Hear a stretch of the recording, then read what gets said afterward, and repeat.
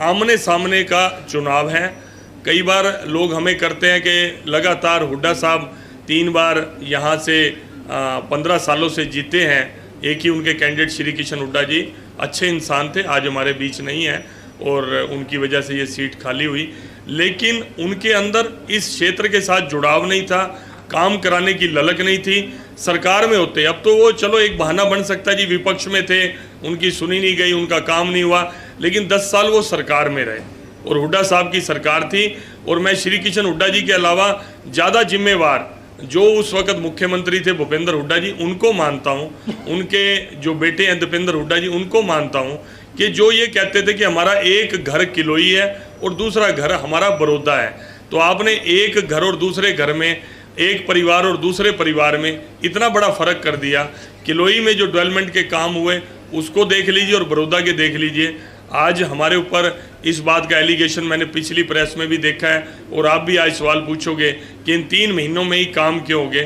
3 महीनों में आप जब तक कनेक्टिविटी नहीं रखेंगे, मैं 2-3 महीने से यहाँ लगातार बड़ौदा में आ रहा था, यहाँ के लोगों के मैं संपर्क में था और मुझे बड़ी खुशी है कि जैसे मैं करनाल और पानीपत के लोगों के साथ जुड़ा हुआ हूँ, उसी तरह की कनेक्टिविटी मेरी बड़ौदा के लोगों के साथ भी होगी। बहुत ही स्ट्रेट फॉरवर्ड है। मैं कल एक चैनल है खरी खरी, मेरे से वो हमारी एक बहन थी, इंटरव्यू ले रही थी, तो मैंने उनको कहा थोड़े से लहजे में कि जैसे आपके चैनल का नाम है खरी खरी, ऐसे इस क्षेत्र के लोग भी अपनी बात खरी खरी कहने वाले हैं, साफ बात कहते हैं, स्ट्रेट फॉरवर्ड कहते हैं, लेकिन जिसका भी साथ देते हैं वो दिल से देते हैं। और मुझे लगता है कि इस बार यहाँ के लोगों ने मन बना लिया है कि हम भावनात्मक और हमारे को भावना पैदा करके कई बार हमारे से वोट ले लिए, लेकिन हमारे बड़ौदे का भला करने वाला कोई नहीं आया।